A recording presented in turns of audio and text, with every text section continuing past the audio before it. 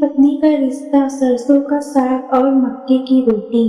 Balcony के झूले पर बैठकर संध्या जी सर्दियों की गुनगुनी धूप का मजा ले रही थी और साथ ही मोबाइल पर पुरानी तस्वीरों को देखकर खुश हो रही थी। स्क्रॉल करते करते उनके हाथ एक तस्वीर पर आकर रुक गए।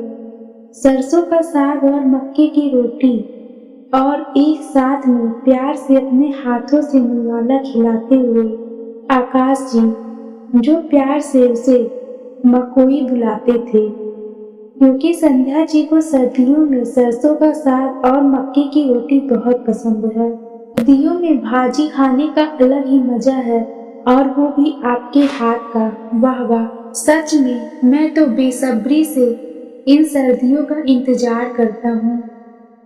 यहाँ रही आपकी भाजी, देख लीजिए अच्छे से तोड़ा है कि नहीं।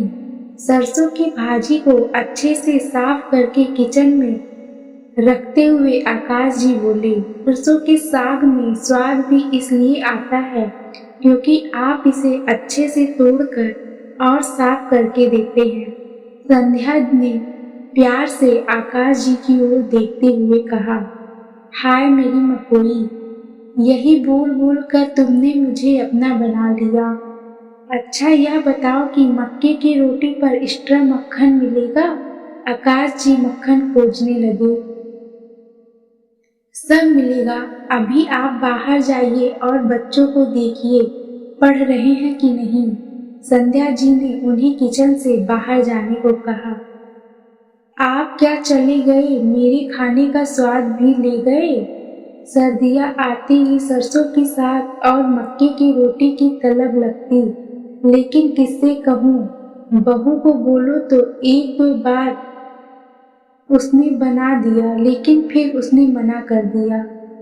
जब तक अपने हाथ पैर चलते हैं तभी तक स्वाद है, वरना उसके बाद जो भी मिले चुपचाप खा लो। बहू को तो कोई भी भाजी नहीं पसंद, कहती है कितनी देर उन्हें साफ करके और बार बार पानी से धोने में जो समय लगता है उतनी देर में पूरा खाना बन जाए। संध्या जी ने गहरी सांस छोड़ी और तस्वीर देखकर आंखें नम हो गईं।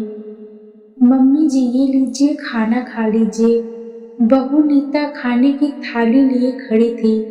नीता ने थाली जब सामने रखा तो आश्चर्य और खुशी से उनकी आंखें छलक गईं।